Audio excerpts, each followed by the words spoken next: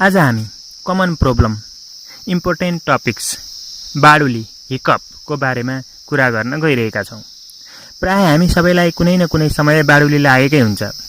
बाडुली किन र कसरी लाग्छ, वा धेरै बेर बाडुली लागेमा के गर्ने, कि धेरै बेर बाडुली लाग्नाले ज्यान पनि जान सक्छ त? आज हामी यही बाडुली, हिकअप्सको बारेमा कुरा गरिरहेका छौँ। बाडुली लाग्दा हामी कसैले सम्झ्यो भनेर बुझ्छौँ। प्राय बाडुली 1 देखि 2 मिनेट लाग्छ, जसमा हामी तुरुन्त पानी खाएर वा अन्य क्रियाकलाप गरेर बाडुलीलाई शान्त पार्दछौँ। बाडुली किन र कसरी लाग्छ त? हाम्रो शरीरमा फोक्सो, मुटु तथा कलेजो र पेटको बीचमा एउटा यस्तो अङ्ग रहेको हुन्छ जसलाई डायाफ्राम भनिन्छ। यो डायाफ्रामको मुख्य कार्य भनेको श्वास प्रश्वास प्रक्रिया निरन्तर गराउनु नै हो। जब हामी नाक र मुखबाट हावा भित्र लिन्छौँ, डायाफ्राम यसरी खुम्चन्छ र फोक्सोमा हावा भरिन्छ।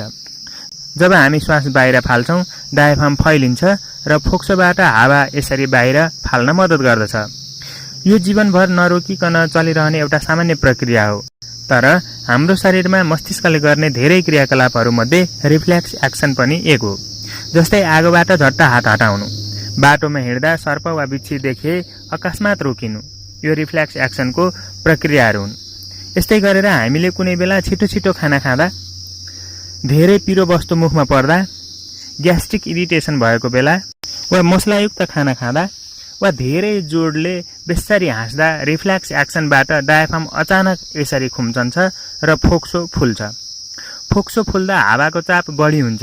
धेरै हावा मुखबाट आउँदा घाँटीमा भएको इपिग्लोटिस अचानक बन्द हुन्छ र हिक हिक आवाज आउँछ। यो आवाज आउने प्रक्रिया नै बाडुली लागेको भनिन्छ। लिभर सम्बन्धीको बिरामी र नर्भस सिस्टमको गडबडीको कारणले पनि बाडुली लाग्ने गर्दछ। यसरी धेरै समयसम्म बाडुली लागिरहनाले हाम्रो शरीरमा कुनै न कुनै रोग छ भन्ने सङ्केत गर्दछ, जसबाट हाम्रो ज्यान पनि जान सक्छ। नर्भस सिस्टमको खराबीले चार्ल्स आवर भन्ने व्यक्तिलाई 1922 देखि 1990 सम्म 68 वर्ष ननस्टप बाडुली लागिरहेको थियो। यसरी धेरै बेर बाडुली लागिरहे के गर्ने? यसको उपचार यस्तो छ। गिलासमा भरि पानी राख्ने र सामान्य गिलासको पानी पिउने तरिकाभन्दा फरक तरिकाले, ठिक उल्टो तरिकाले यसरी पानी पिउने। यसो गर्नाले बाडुली ठिक हुन्छ। तुलसी पत्ताको रस 1 चम्चा बनाएर पिउने। यसो गर्नाले पनि बाडुली ठिक हुन्छ।